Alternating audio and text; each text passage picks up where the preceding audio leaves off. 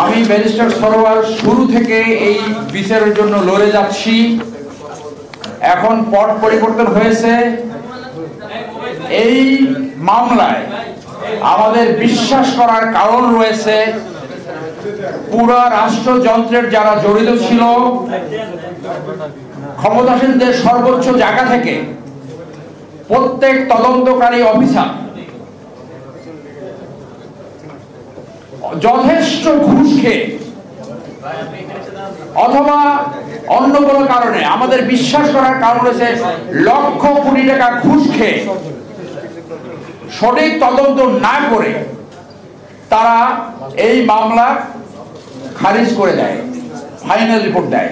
যেখানে আপনারা জানেন তার গর্ভে 12 সপ্তাহ ভ্রূণ ছিল, তার বডিতে পুরুষের স্পার্ম পাওয়া গেছে। ওই বাসায় যেখানে সে নিহত হয়, খুন হয়, সেখানে একজন মানুষ মাত্র যাওয়া আসা করত, সে হলো এই খুনি আনবির। এত কিছু তথ্য থাকার পরেও কি করে ফাইনাল রিপোর্ট পিবিআই দেয়? আপনাদের কাছে আমার সনির্দিষ্ট অনুরোধ, কিভাবে ম্যানিপুলেট হলো, কে কত টাকা ঘুষ খেলো, পিবিআই এর চিফ, তদন্তকারী এসপি, তদন্তকারী আইও, কেন এইরকম প্রমাণ থাকার পরেও একটা মামলা কি করে ফাইনাল রিপোর্ট দিতে পারে? আজকে যে আকাঙ্ক্ষায় গণ অভ্যুত্থান হয়েছে, বাংলাদেশে এমন একটা পুলিশি ব্যবস্থা থাকতে হবে আর যাতে কেউ ঘুষ খেয়ে অন্যায্য তদন্ত না দিতে পারে, ঘুষ খেয়ে বিচার প্রতিহত না করতে পারে। আমি শুধু এইটুকুই বললাম। এখন আজকের মূল বক্তব্য নুসরাত জাহান মুনিয়ার বোন আপনাদের সামনে তুলে ধরবে। মুনিয়ার বোন তুলে ধরবে মামলার বাদী।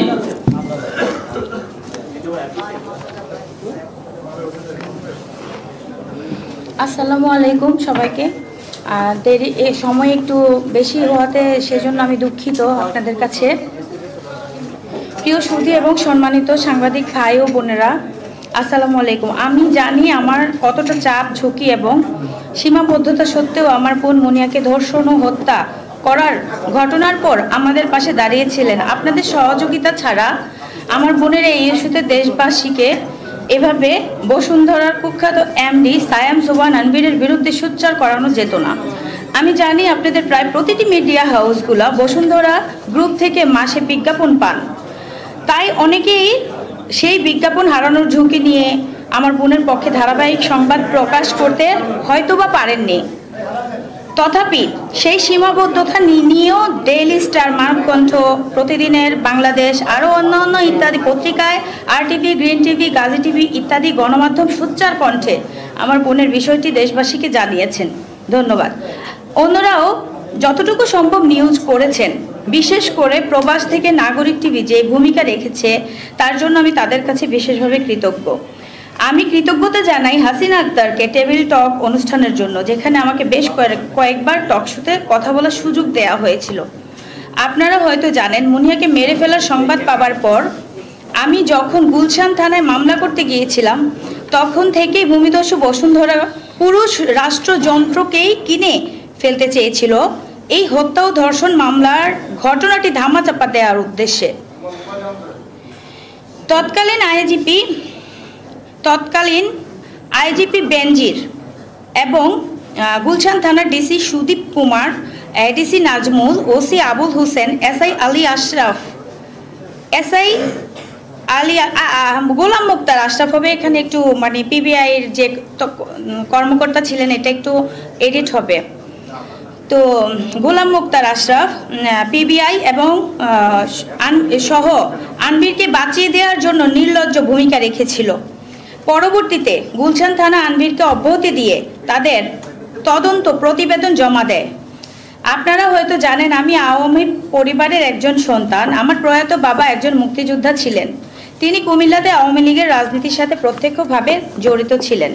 একজন মুক্তিযোদ্ধার সন্তান হিসেবেও আওয়ামী লীগ সরকারের শাসন আমলে আমি আমার বোনের হত্যার বিচার দাবিতে দাঁড়ে দাঁড়ে ঘুরেও ন্যায় বিচার পাইনি। আমি জানতে পারি তৎকালীন আইনমন্ত্রী আনিসুল হক তার বান্ধবী তৌফিকা করিমকে দিয়ে মোটা অঙ্কের টাকা আনভিরের থেকে ঘুষ নিয়ে মামলা প্রবাহিত করার চেষ্টা করেন।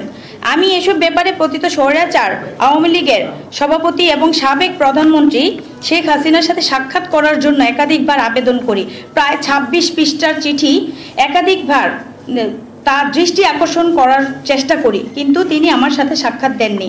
আমরা দেখেছি ছাত্র গণহত্যার সময় তিনি ভবন এবং অবকাঠামোর ক্ষতি দেখতে চান, অথচ ছাত্রদের দেখতে যাওয়ার সময় তার হয়ে ওঠে না। একইভাবে তিনি খুনি আনভির ও শাহ আলমের সাথে ঠিকই দেখা করেছেন। আপনারা নিশ্চয়ই আনভিরের ফেসবুকে মাসখানেক আগে শেখ হাসিনার সাথে তাদের সাক্ষাতের কিছু ছবিও দেখেছেন, অথচ আমার সাথে একটিবার সাক্ষাতের সময় হয়ে ওঠেনি। সেটা নিয়ে আমি অনেক ব্যথিত। আমি বিশ্বাস করি শেখ হাসিনার প্রশ্রয় না পেলে আনভিররা এত বেপরোয়া হয়ে ওঠার সাহস পেত না। পিবিআইতে যখন আমার মামলাটি গেল, সেখানেও অর্থ ঢেলে তৎকালীন পিবিআই প্রধান বনোজ কুমারকে ঘুষ দিয়ে তাদের থেকেও একটি একপেশে তদন্ত রিপোর্ট নিয়ে আসে বসুন্ধরা গ্রুপ। ওই রিপোর্টেও আনভির সহ সকলকে অব্যাহতি দেওয়া হয়। আমি নারাজি জানানোর পর সেটাও আদালতে খারিজ হয়ে যায়। প্রিয় সুধী, আপনারা নিশ্চয়ই নারাজি পিটিশন খারিজের পর নাগরিক টিভির নাজমুস সাকিবের প্রতিবেদন দেখেছেন। সেই প্রতিবেদনে নাজমুস সাকিব কিছু অডিও রেকর্ড ফাঁস করেন, যার থেকে প্রমাণ হয়ে যায় বিচারক কিভাবে প্রভাবিত হয়ে আনভিরের পক্ষে রায় দেন এবং আমার নারাজি পিটিশন খারিজ করে দেন। এভাবে মুনিয়া হত্যা ও ধর্ষণ মামলাটিকে নিয়ে তদন্ত রিপোর্ট ও আদালতের রায়কে আওয়ামী লীগ আমলে বিচারহীনতার সংস্কৃতিরই একটি নির্লজ্জ উদাহরণ হিসেবে আমি অবহিত করতে পারি। সবচেয়ে দুঃখের বিষয় হলো মুনিয়া গর্ভবতী ছিল। পিবিআই তাদের তদন্তেও বলেছে সেটা ছিল আনভিরেরই সন্তান, অথচ সেই আনভিরকে তারা ডিএনএ স্যাম্পল টেস্ট করতে বলল না। তারা মামলার অন্যান্য আসামি যেমন সাইফা, মিম ও পিয়াসাকে গ্রেপ্তার করলেও আনভিরকে একটি বারের জন্য জিজ্ঞাসাবাদ ও গ্রেপ্তার করেনি। অথচ বিচারের নামে কিরকম তামাশা হয়েছে সেটা নিশ্চয়ই আপনারা বুঝতে পেরেছেন, জানেন। প্রিয় সুধী, এত অন্যায় অবিচারের পরেও আমি আনভিরের হুমকি, টাকা প্রলোভনের কাছে বিকৃত হইনি। আমিও হাল ছেড়ে দেইনি। আমার মামলা এখনো চলমান রয়েছে আইনি প্রক্রিয়ায়। আমি বিশ্বাস করি স্বৈরাচার হাসিনা পতনের পরে স্বাধীন বাংলাদেশে আমি ন্যায় বিচার এখন প্রত্যাশা করতেই পারি। নোবেল বিজয়ী অর্থনীতিবিদ, সর্বজনশ্রদ্ধেয় মাননীয় প্রধান উপদেষ্টা ডক্টর মোহাম্মদ ইউনুস সাহেব, তার আইন উপদেষ্টা ডক্টর আসিফ নজরুল সাহেব, তারা দুজনেই অত্যন্ত ন্যায়পরায়ণ মানুষ। আমি জানি তাদের কাছে আমার বোনের ন্যায় বিচার প্রত্যাশা করছি। আজকের এই দিনে আমি বিশেষ কৃতজ্ঞতা জানাচ্ছি বাংলাদেশের কয়েকজন সুনাগরিকগণকে। আন্তর্জাতিক খ্যাতি সম্পন্ন আলোকচিত্র শহীদুল আলম সাহেবকে, বুদ্ধিজীবীদের মাঝে শহীদুল আলম ভাই এবং ওনার স্ত্রী রেহনুমা আপা, ওনার যে সংস্থা ছিল সেই সংস্থার মাধ্যমে শুরু থেকেই আমাদের সাথে পাশে ছিলেন এবং আছেন। ওনারা মুনিয়া ইস্যুতে আমার সাথে কাঁধে কাঁধ মিলিয়ে লড়াই করে যাচ্ছেন। আমি বিশ্বাস করি আমাদের এই লড়াই আজ আর একার লড়াই নয়। মুনিয়া ন্যায় বিচার নিশ্চিতের মাধ্যমে দেশের বিচারহীনতার সংস্কৃতি বন্ধ হবে। এটাই হোক আমাদের সকলের প্রত্যাশা। আমি আপনাদেরকেও সাথে আশা করছি।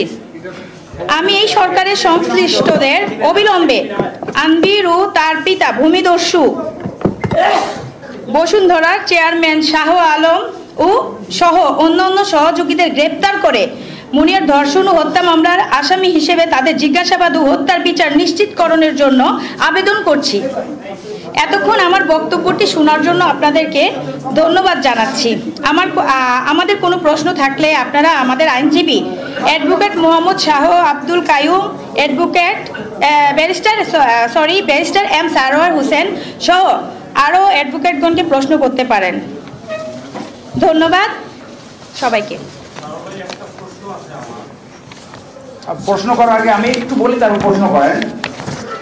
যে দেশের স্বাধীনতা হয়েছিল, কেউ যদি অন্যায় করে পুলিশ সুষ্ঠু তদন্ত করে তাকে ন্যায় বিচারের সম্মুখীন করবে। এই রকম প্রমাণ থাকা সত্ত্বেও যারা বাংলাদেশের রাজনীতি করে, বড় বড় দল করে, দুঃখের সাথে জানাচ্ছি তাদের কেউ একটি স্টেটমেন্ট দেয়নি যে এই হত্যাকাণ্ডে এই ধর্ষণের আমরা সুষ্ঠু তদন্ত চাই। আপনারা জানেন পৃথিবীর উন্নত দেশে কোনো একজন নাগরিক হত্যাকাণ্ডের শিকার হলে সরকার প্রধান স্টেটমেন্ট দেয় যে ন্যায় বিচার নিশ্চিত করা হবে। তাহলে বাংলাদেশ কে পরিচালনা করে? এই কোশ্চেনটা তো আমাদের সামনে এসে যায়। রাষ্ট্র পরিচালনা করে রাজনীতিবিদরা অথবা এরকম অন্তর্বর্তীকালীন ব্যবস্থা আসলে, তাহলে কি একটা ব্যবসায়ী গ্রুপ, ভূমিদস্যু যার সন্তানরা প্রায় ধর্ষণ করে, তারা কি রাষ্ট্র পরিচালনা করে? আপনাদের কাছে কোশ্চেন রাখছি, একজন আসামি হয়ে কি করে প্রধানমন্ত্রীর সফর সঙ্গী হতে পারে? আজকে এইরকম অন্যায্য কাজ করেছে, তার ফলশ্রুতিতে স্বৈরাচারী সরকারের পতন হয়েছে। আপনারা দয়া করে বের করবেন একটি অসহায় মেয়ে যার বাবা একজন ফ্রিডম ফাইটার, তার এই মামলায় কে কত টাকা হাতিয়ে এনেছে এই ভূমিদস্যুদের কাছ থেকে। এর আগে সাব্বির নামে একটি ছেলে হত্যাকাণ্ডের শিকার হয়েছে, সেটারও বিচার হয় নাই। তাহলে তারা কি রাষ্ট্রযন্ত্রের চেয়ে শক্তিশালী? তার পরিচয় একজন ব্যবসায়ী, একজন ব্যবসায়ীর ছেলে। এইভাবে তো একটা রাষ্ট্র চলতে পারে না। আজকে মরিয়া হত্যাকাণ্ডের শিকার হয়েছে এই ধর্ষণকারী, অনেক জায়গায় বলে বেড়ায় তার নাকি হাজার হাজার গার্লফ্রেন্ড।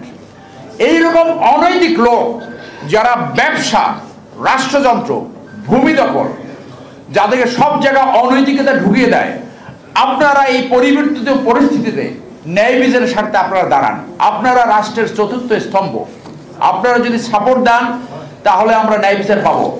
আমি মনে করি আজকে আইন উপদেষ্টা এবং প্রধান উপদেষ্টার কাছে আমি আহ্বান রাখবো, আজকে এই হত্যাকারী এবং ধর্ষণের যারা আসামি তাদেরকে গ্রেপ্তার করুন এবং মামলা আপনারা অ্যাডমিনিস্ট্রেটিভ আদেশের মাধ্যমে পুনঃ তদন্তে পাঠান। না হলে এই ধর্ষণকারীরা আজকে মুনিয়া, কালকে আরেকজন, পরশু আরেকজন, এই ঘটনা বাংলাদেশে যাতে আর কোনোদিন না ঘটে সেই রাষ্ট্র ব্যবস্থা আমরা চাই। বাংলাদেশে কোনো পুলিশ, কোনো তদন্তকারী অফিসার ঘুষ খেয়ে মামলার ন্যায্যতা নষ্ট করবে, মামলার আসামিকে বাঁচিয়ে দেবে, এইটা আমরা এই বাংলাদেশে আর কোনোদিন দেখতে চাই না। আপনারা সবাই এখানে আসছেন, আবারও আপনাদের কাছে কৃতজ্ঞতা এবং ধন্যবাদ। এখন আপনারা কোশ্চেন করেন।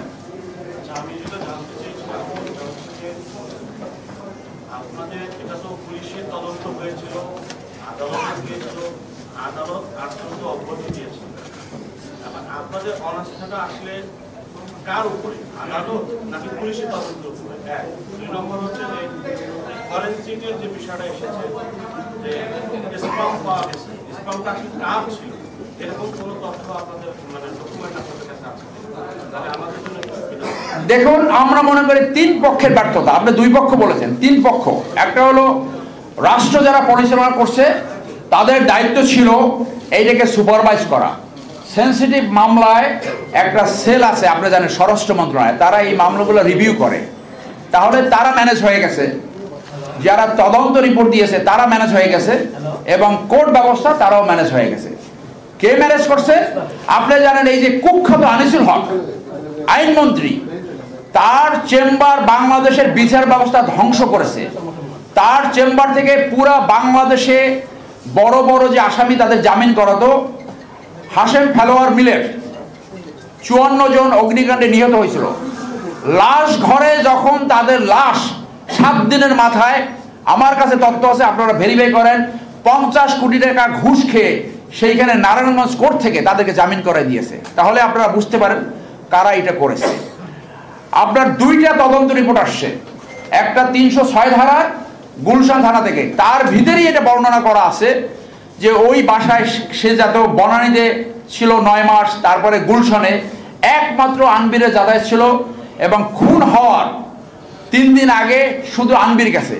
এবং আনবিরই কত বড় বর্বর, কত বড় পশু, কত বড় হায়ানা, যাকে স্ত্রীর মতো যাকে ব্যবহার করেছে, খুন করার আগে তাকে আবার ধর্ষণ করছে। ওই রিপোর্টে আসছে এই স্পাম আনবিরের রিপোর্টে। পিবিআর তদন্তকারী অফিসার স্পষ্টভাবে বলেছে শুধুমাত্র আনবির ওই বাসায় যাওয়া আসা করতো, যেটা ওখানে গার্ড বলেছে, এবং সিসিটিভিতে এই প্রমাণ রয়েছে। এত কিছু থাকার পরে তদন্তকারী অফিসার কেন আনবিরকে গ্রেপ্তার করলো না, কেন তার ডিএনএ ম্যাচিং করলো না, ব্যাখ্যা দিয়েছে যে ওই বাসায় যেহেতু শুধু আনবির যেত, সেই জন্য এটা প্রমাণিত এই স্পাম, তার গায়ে যে স্পাম, সেই স্পাম আনবিরের। ডিএনএ টেস্ট না করলে, ডিএনএ টেস্ট যদি না করে তাহলে কিভাবে মানে এটা বলতে পারতেছেন যে এটা আনবির? যে কোনো মামলা প্রমাণের ডিএনএ একটা উপায়, এছাড়া আপনি জানেন সার্কামস্টেন্সিয়াল এভিডেন্স, অন্য এভিডেন্স না, ডিএনএ নট নেসেসারি। ডিএনএ যে করতে হবে সেইটা কোর্ট এবং তদন্তকারী অফিসার তারা সিদ্ধান্ত নেয়। আমরা বলি এটা তদন্তকারী অফিসারের একটা ব্যর্থতা যে ডিএনএ টেস্টে তাকে নেয়নি, এমনকি তাকে গ্রেপ্তার করে নাই, এমনকি তাকে গ্রেপ্তারের কোনো প্রচেষ্টাই করে নাই। আচ্ছা, আপনারা তো বললেন যে পিজিআই এবং পুলিশ তদন্ত করেছে, আপনাদের মামলাটা খারিজ হয়ে গেছে, আপনারা তো এখনো একটা সুযোগ আছে উচ্চ আদালতে যাওয়ার, আপনি কি সেটা গিয়েছেন বা সেটা কোনো প্রসেস আছে? আইনি প্রক্রিয়া আছে। জি, এটা আইনি প্রক্রিয়া আছে। সেটা তার আগে গণমাধ্যমের কাছে কেন আসলে? গণমাধ্যম তো বিচার করবে এই জন্যই। আমরা গণমাধ্যমের কাছে এই কারণে আসছি, কারণ একটা বিচার ব্যবস্থায় রাষ্ট্রযন্ত্র, তদন্তকারী সংস্থা এবং বিচারালয় জড়িত। আজকে এই পরিবর্তিত পরিস্থিতিতে যারা রাষ্ট্র এখন পরিচালনা করছে, যে ছাত্র জনতা আন্দোলন করছে, এই ধরনের ঘটনা তাদের জানা দরকার আছে। এবং যে কোনো সঠিক বিচার পাওয়ার ক্ষেত্রে সাংবাদিকদের চাপ, নাগরিক চাপ একটা বড় ফ্যাক্টর। আপনারা জানেন যে আমেরিকায় একটি কালো ছেলেকে পুলিশ হত্যা করেছিল, হাঁটু দিয়ে তার ঘাড় চেপে ধরে। সেইখানে নাগরিক আন্দোলন হয়েছে, তারপর সে ন্যায় বিচার পেয়েছে। সেই জন্য আপনাদের কাছে আমাদের এই বক্তব্য আজকে, আপনাদের মাধ্যমে যাদের যে দায়িত্ব, সেই দায়িত্ব তারা পারফর্ম করবে। আমরা আইনি প্রক্রিয়ায় রয়েছি। একজন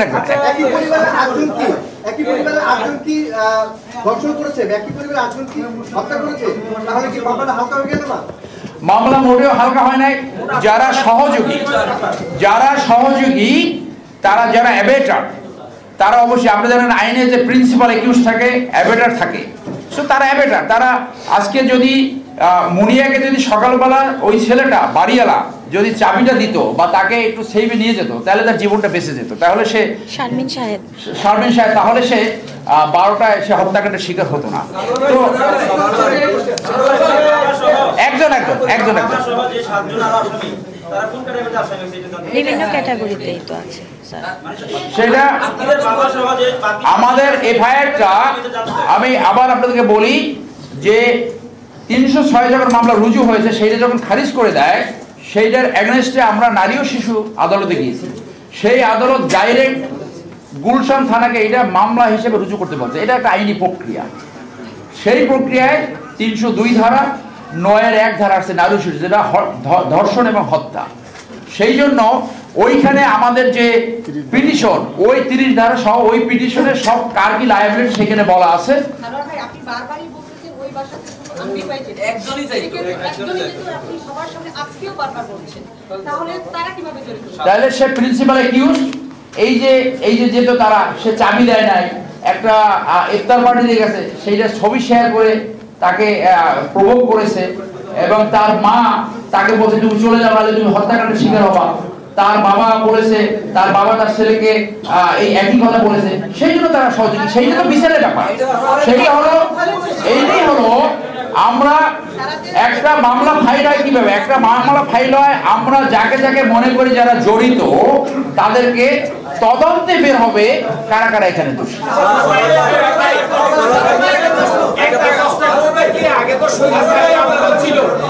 একজন বলেন,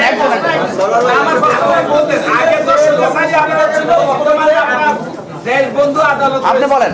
আমার প্রশ্ন হচ্ছে কি, আগে তো স্বৈরাচারী আদালত ছিল, সেটা তো আপনাদের ন্যায় বিচার পান না, এখন তো আপনাদের বন্ধু আদালত হয়েছে, সেটা তো আগে গিয়ে যদি যেতেন আমরা এখন ভূমিকা। আমরা তো বলেছি আমরা আইনি প্রক্রিয়া আছে, আপনি বলেন। কোটি টাকা খরচ করেছে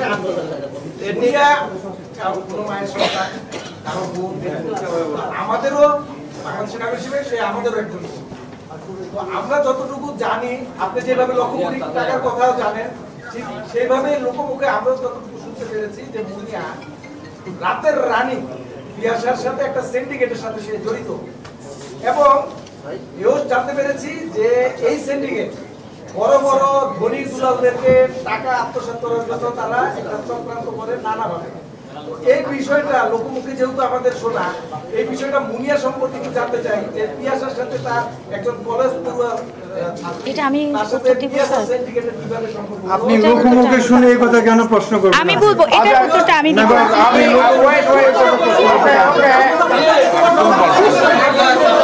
পিয়াসাকে আমি বলি স্যার, পিয়াসাকে পাঠিয়ে উঠাই নিছিল।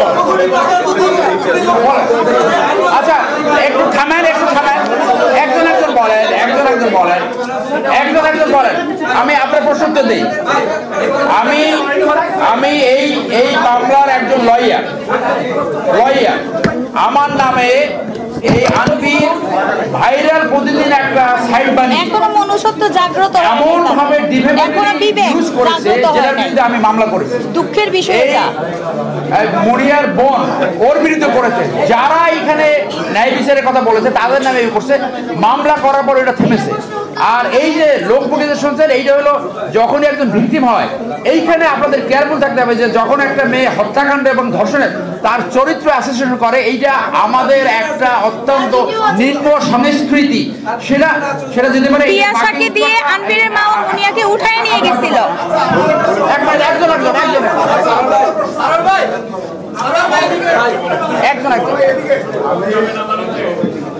সকল সাংবাদিক ভাইদেরকে পিয়াসাকে দিয়ে মুনিয়াকে উঠায় নিয়ে গেছিল। আন্তরিক ধন্যবাদ জানাচ্ছি। আপনারা অনেক কষ্ট করে আসছেন। আমি 2 মিনিট আপনাদের সময় নষ্ট করব।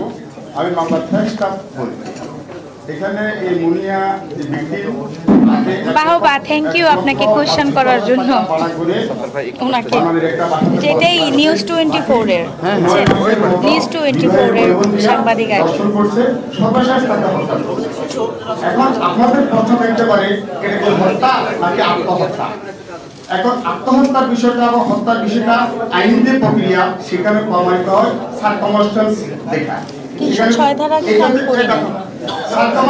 কি ছিল আমরা কোর্টকে বলেছি যে টুলের উপর দাঁড়াইয়া সে তাকে লটকানো পাইছে, সেই টুলের সাথে তার পাটা ভাগা করে বাঁধানো ছিল। তারপর ওই টুলটা খাড়া ছিল। যখন একটা লোক আত্মহত্যা করে শেষ মুহূর্তে এসে বাঁচার একটা চেষ্টা করে, তাই তখন সে পা লাড়িয়ে টুলটা পড়ে যায়। এটা হলো স্বাভাবিক নিয়ম। এবং তার সাথে যদি কোনো রকম একটা ঠেস থাকে সে বাঁচে যায়, সে তখন আত্মহত্যা করতে পারে না। যেহেতু তার পার সাথে টুলটা লাগানো ছিল এবং তার টুলটা খাড়া ছিল, হ্যাঁ, তাহলে এটা আত্মহত্যা না, তাকে হত্যা করে এটা জ্বলন্ত করে তাকে সাজানো হয়েছে। এই সার্কামস্ট্যান্সিয়াল এভিডেন্স, এটা আইনে বলা হয়েছে সার্কামস্ট্যান্স, মিথ্যা কথা বলে না। এই সার্কামস্ট্যান্সিয়াল এভিডেন্স হিসেবে আমরা বলছি যে তাকে হত্যা করা হয়েছে। এরপর দর্শন করা হয়েছে কিভাবে, সেটা হলো তার যৌনাঙ্গে প্রাইভেট পার্টে রক্তাক্ত ছিল, তার ব্রা এগুলা ছিঁড়া ছিল। এগুলো আপনারা যারা যদি জব্দ তালিকা দেখেন, জব্দ তালিকা দেখবেন তার ব্রাগুলো ছিঁড়া ছিল। তাহলে সেখানে হাসতে হয়েছে, সে ইজি ওই কাছে হয় নাই। এবং এই সার্কামস্ট্যান্সগুলোর ভিত্তিতে আমরা বলছি যে এটা হত্যাকাণ্ড। আর 8জন আসামি কেন দেওয়া হয়েছে? 8জন আসামি দেওয়া হয়েছে যে বাড়িওয়ালা রিপন এবং তার ওয়াইফ শারমিন, এরা দুজনকে সাবি দিয়ে দেওয়ার জন্য বলছে, তারা সাবি দেয় না। তাদেরকে মুনিয়া গাড়ি দেওয়ার জন্য বলছে, নিজের প্রাণ বাঁচি যাওয়ার জন্য, ভাগে যাওয়ার জন্য তাদেরকে গাড়ি দিয়ে নেয়, তাদের সহযোগিতা করছে। তারপর তার বান্ধবী সাইফুর রহমান মিম, তার মা বাবা তাকে বাসায় নিয়ে ডাকছে, সেখানে বাসায় নিয়ে তাকে বলছে যে তুমি ভাগে চলে যাও, না তোমাকে হত্যা করা হবে। এই ঘটনাটা ঘটার পিছনে ইমোশনটা কি, তাদের লক্ষ্যটা ছিল যে মুনিয়া তখন মায়ের সাথে যোগাযোগ অন্তঃসত্ত্বা, তখন অন্তঃসত্ত্বা। সেটা এই অন্তঃসত্ত্বা হওয়ার কারণে তাদের একটা এই স্বনামধন্য পরিবার, তাদের সুনাম পূর্ণ হবে। এই জন্য তাকে পৃথিবী থেকে সরাই দিতে পারলে তাদের সুনামটা রক্ষা হবে। এই কারণে তারা তাকে মারার টোটাল প্ল্যানটা পূরণ করে। এই 8জন মিলিয়ে একে অপরের সাথে জড়িত, সবাই কিলিং মিশনে ডাইরেক্ট জড়িত না, ঘুরে গাড়ে জড়িত। সেই জন্য আমরা 30 দ্বারায় 9-1 প্লাস 30টা হলো প্রবঞ্চনা বা সহযোগিতা করা। আর 302 তাকে হত্যা করছে, তার সাথে আছে 34 কমন ইন্টেনশন ছিল যে তাকে দুনিয়া থেকে সরাই দিবে। এই ধারাগুলো দিয়ে আমরা 8জনকে আসামি করে মামলা করছি।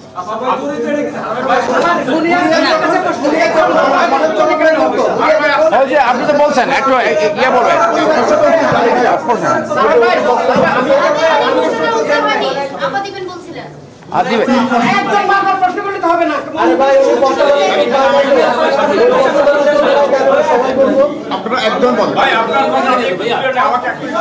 শুনেন, আপনারা যে কোশ্চেনটা করছেন এখন মুনিয়া দুনিয়াতে নেই তো আপনাদের আমি আশা করব। হ্যাঁ, কি ভিডিও কি ভিডিও?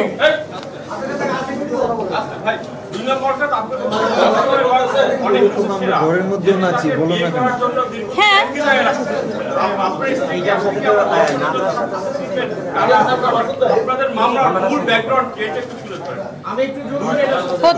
না আপনি কোন চ্যানেলের, কোন চ্যানেল? হ্যাঁ, আচ্ছা,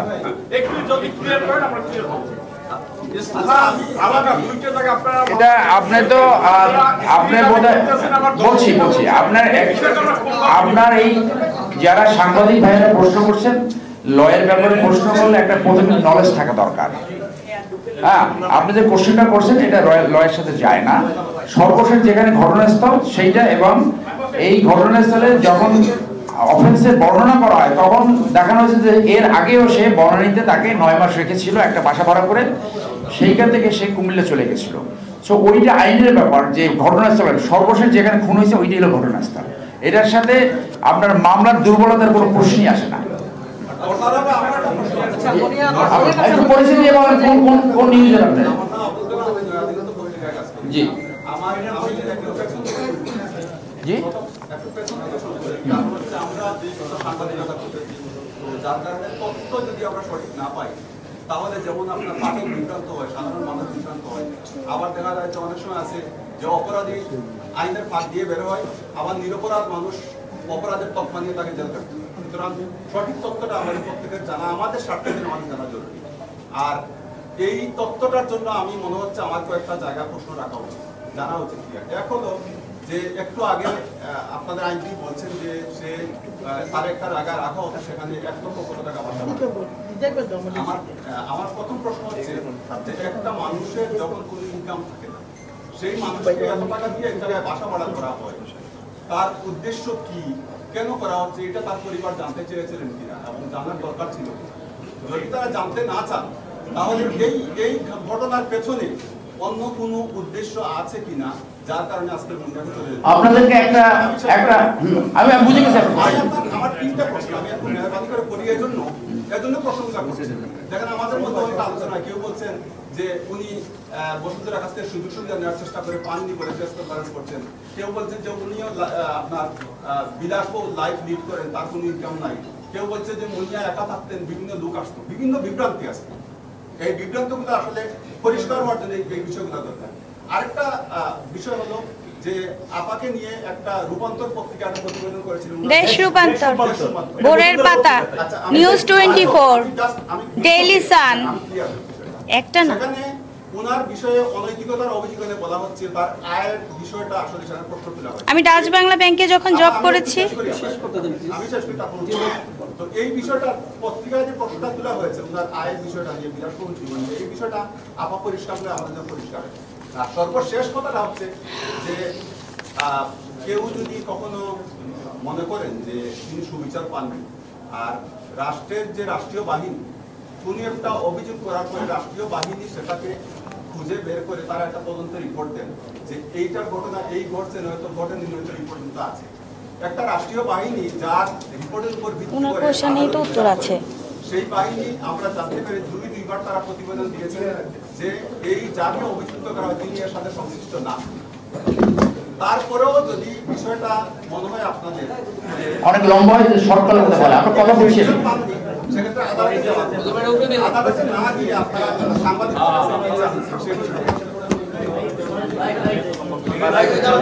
তো একবার করছে সাংবাদিক সম্মেলন মানে কি, এটার মিনিং কি, ওনার আগে এটার উত্তর দেয়।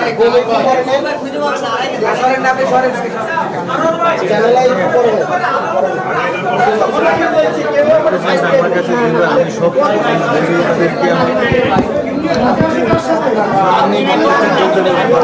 ওনার যে পোশাক এক লক্ষতে আনবিরই তো বাসা ভাড়া করে দিছে। শারমিন সাহেব তো আনবিরেরই গার্লফ্রেন্ড, পিয়াসাও আনবিরের গার্লফ্রেন্ড।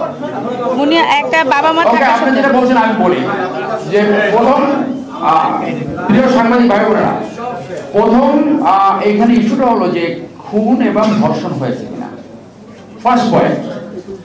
এখন আপনারা সাপ্লিমেন্টারি যে কোশ্চেনগুলো করছেন যে 1 লাখ টাকার উপরে বাসায় ভাড়া তার থাকা উচিত কি উচিত না, আইন বলছে উচিত কিনা জিজ্ঞেস করেন, সেই টাকাটা পেতো কোথায়? আনবির ভাড়া করতে এইটা একটা কোশ্চেন আছে তো। এখন 18 বছরের উপরে কোনো মেয়ে তার জীবন সম্বন্ধে সিদ্ধান্ত নিতে পারে। সে কারো দ্বিতীয় স্ত্রী হয়ে তার প্রতিশ্রুতি মোতাবেক তার কথা মতো থাকবে কিনা তার সিদ্ধান্ত। যে ডিসিস্ট মুনিয়া সিদ্ধান্ত নিয়েছিল সে তাকে তার দ্বিতীয় স্ত্রী হিসেবে যাবে তার ঘরে। এখানে আইনের কোনো ব্যত্যয় নাই, নৈতিকতার কোনো বলখান নাই। This is her personal choice. তাকে বলা হয়েছিল তোমাকে বিয়ে করে আমি দুবাইতে সেটেল করব।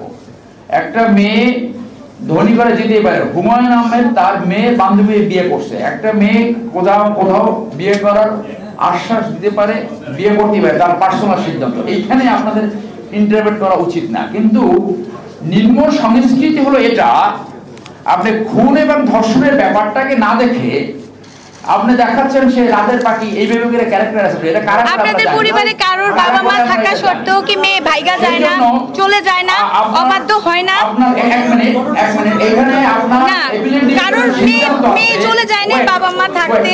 এপিলেট ডিভিশনের সিদ্ধান্ত আছে, একটু শোনেন আপনাদের সুবিধা হবে। এপিলেট ডিভিশনের সিদ্ধান্ত আছে কাবিননামা ব্যতীত দীর্ঘ সময় যদি কেউ স্বামী স্ত্রীর মতো বসবাস করে সেটা বৈবাহিক রিলেশনস। এখন এই সিদ্ধান্ত বল এপিলেট ডিভিশনের। কাবিননামা করা এখনো অব্লিগেটরি না। কাবিননামা হলো একটা মেয়ের প্রোটেকশন। তো এটা একটা, অর্থাৎ কেউ যদি দীর্ঘ সময় স্বামী স্ত্রীর মতো বসবাস করে সেটা স্বামী স্ত্রীর সম্পর্ক।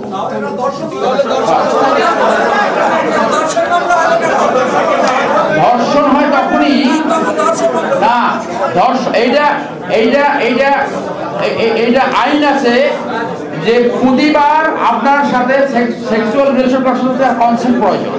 এক, 2 নম্বর হচ্ছে মনে করেন আপনার কোশ্চেন ধর্ষণ হয় না, খুনতে হয়েছে। তো এইগুলো কোশ্চেন আমরা এই জন্য এই আইনগত ব্যাপারে কথা বলে একটু আইনের পদবি ইয়া থাকলে একটু সুবিধা হয়।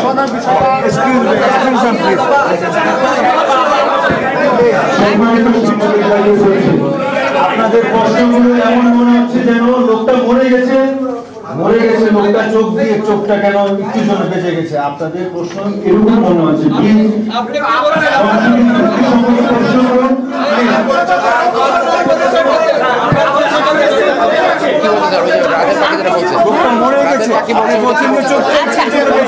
আমি আপনাকে বলতেছি, পিয়াসাকে মুনিয়া চিনত না। পিয়াসা ছিল আনবিরের মায়ের পরিচিত না তো। আচ্ছা, আইনি বিষয়গুলোতে আমি যাব না। আমি যে এজাহার করেছি, আমি যে এজাহার লিখেছি, ওই এজাহারে যে ইনগ্রেডিয়েন্ট, ওই এজাহারে যে ইনগ্রেডিয়েন্ট ছিল, যে ধারা আসে ওগুলাই আইনগত। আমি যে এজাহারটা করেছি আমি কিন্তু ধারার কথা বলতে পারবো। তখন থানা থেকে কিন্তু 306 দিয়ে আমাকে বিদায় করে দেওয়া হয়েছে। ওখানে তারা অনেক মিটিং টিটিং করেছে, প্রভাব খাটাইছে। তো এখন আপনি মেবি নিউজ 24 এর, আপনাকে প্রশ্ন করার জন্য আমার খারাপ লাগছে না, থ্যাংক ইউ। কিন্তু আমি বলতে চাই রাতের রানী কি কে শুনেন, সিন্ডিকেটের সাথে সিন্ডিকেট হচ্ছে আনবির। শুনেন, আমি বলছি আমাকে যদি বলার সুযোগ আপনারা যদি আমার থেকে নিতে চান, কথা নিতে চান, তাহলে শুনতে হবে। আচ্ছা, নঈম নিজামকে নিশ্চয়ই আপনারা চিনেন, বাংলাদেশ প্রতিদিনের সম্পাদক। আচ্ছা, এটা আমি মুনিয়া মারা যাওয়ার পর জানতে পারছি। কোনো একটা প্রোগ্রামে মুনিয়াকে ও ভোরের প্রথম আলো কোন একটা পাঠক ফোরামের সদস্য ছিল, ওকে ইনভাইট করছে কোন একটা পেপার, ওকে পুরস্কার দিবে। তারপর হচ্ছে আপনাদের নিউজ 24 চ্যানেলে উপস্থাপনা করার একটা প্রস্তাব দিয়েছিল, যেটাতে আমি আমার বোনকে নিষেধ করেছি। আমি বলেছি ইন্টার কমপ্লিট হওয়ার পরে সে যেন এটা করে। তো নঈম নিজামের মাধ্যমে আনবিরের সাথে কিভাবে জানি পরিচয় হয়েছে সোশ্যাল মিডিয়াতে, তো এটা আমি আসলে পরে জানতে পেরেছি। আর বাসা ভাড়ার যে বিষয়টা, এটা নিয়ে আপনারা অনেক মিথ্যাচার করেছেন অনেকে, তো এটার এভিডেন্স কিন্তু পিবিআই বের করেছে। বাসা ভাড়া শুনেন, একটা মেয়েরে ফুসলায়া যদি নিয়ে যায়, আপনাদের মা বোন আত্মীয় স্বজন মামাতো খালাতো চাচাতো অনেক মেয়ে আছে না, গার্ডিয়ান থাকার পরেও চলে যায় ছেলের হাত ধরে, অস্বীকার করতে পারবেন যে কারোর পরিবার থেকে এরকম যায় নাই? হয়তো ভাইয়া আপনি করেন নাই, না আপনি করেন নাই, ইউটিউব বিভিন্ন শুনেন। আচ্ছা সরি, তাহলে এক্সট্রিমলি সরি। আমি তো ইউটিউবে অনেক মিথ্যা কেন, দেশ রূপান্তরের কুমিল্লার প্রতিনিধি জাকির আমার কাছে অফার নিয়ে গেছে 20 কোটি টাকা দিবে যেন আমি মামলাটা তুলে ফেলি, তাই তখন দেশ রূপান্তরে আমাকে নিয়ে মিথ্যাচার করছে। কেন করে নাই বলতেছেন? ও সাংবাদিকটা মিথ্যাচার কেন করে নাই? বলছে চারটা আমি নাকি পতিতাত লয় চালাই। কখনো কি পাইছে? কিছু বের করতে পারছে? কিছু বের করছেন? কি আছে? কেন আপনারা এগুলা করেন? আমি তো আপনাদের সাহায্য চাচ্ছি। আজকে পর্যন্ত, কালকে পর্যন্ত আমার লয়ার আসে নাই। আপনি এখন আপনাদের মনুষ্যত্বটা জাগান নাই, এখনো বিবেকটা আনেন নাই। লক্ষ টাকার জন্য, কোটি টাকার জন্য যদি হইতো তাহলে কেন আমাকে অফার করলো? আনবির যদি খুন না করে 100 কোটি টাকা দিবে কেন? আমার সেই মগজ আছে নেয়ার, আমি নিব না। আমাকে মেরে ফেলতে পারবে, কিন্তু বিক্রি আমি হব না। আমি যে লোকের মেয়ে, আপনারা কুমিল্লা গিয়ে খবর নিয়েন আমি কার মেয়ে।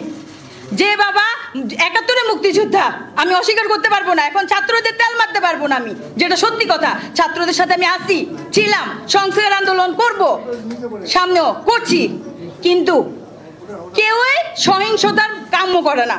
আমার বোনেরটা ছিল ভুল, আপনারা যেটা করছেন সেটা অন্যায়। আমি যেটা করছি, আমরা সবাই যারা করতেছি এখন, সেটা অন্যায়। সে ভুল করতে পারে, সে অন্যায় করে নাই, আপনারা ওরে ক্ষমা করা উচিত। এখন পর্যন্ত দেখতেছেন আমি আদালতে দুয়ারে দুয়ারে, আমার কত থ্রেট, হুমকি, কত কিছু। এগুলো আপনাদেরকে একটু বিবেক নাড়া দেয় না? একটা মনুষ্যত্ব নাড়া দেয় না? ভাই আপনাকে আমি চিনি, আপনি কি এখন একটু বিবেক নাড়া দেন? আপনার কি ফ্যামিলি নাই ভাই? নাড়া দেন না, একটু বিবেক। টাকা নেন না ভাই, বসুন্ধরা থেকে টাকা নেন। একজন এরকম টাকা নিয়ে দূরের থেকে আমরা দেখে যে আপনার কি টাকার লোভ আসে না? না, আমার বোনের লোভ আছে। আমার ব্যক্তিগত স্বার্থ, এটা কোনো রাষ্ট্রীয় স্বার্থ না, ব্যক্তিগত স্বার্থ। ওই স্বার্থে আমি আমার বোনের বিচারের জন্য আমি অনেক, আমার প্রিয় যেহেতু বঙ্গবন্ধু শেখ মুজিব, উনার মেয়ের কাছে আমি 26 পাতার আবেগঘন চিঠি লিখছি। একবার সেন্ড করি নাই, অনেকবার সেন্ড করছি। এখন আমি এখন আইন যে উপদেষ্টা ডক্টর আসিফ নজরুল, উনি একটা বক্তব্য রেখেছিলেন মুনিয়াকে নিয়ে তখন।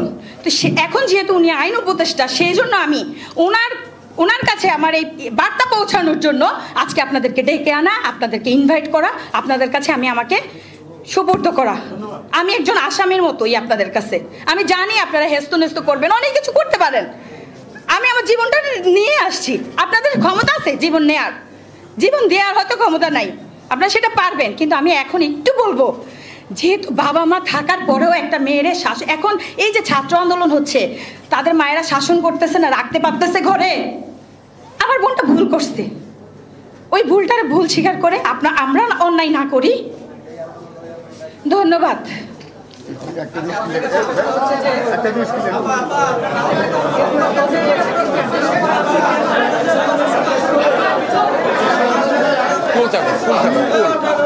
ওদের কাছে কিছু নেই, যা যেটা করবো না।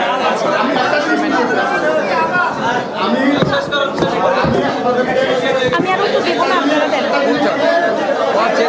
যায় না।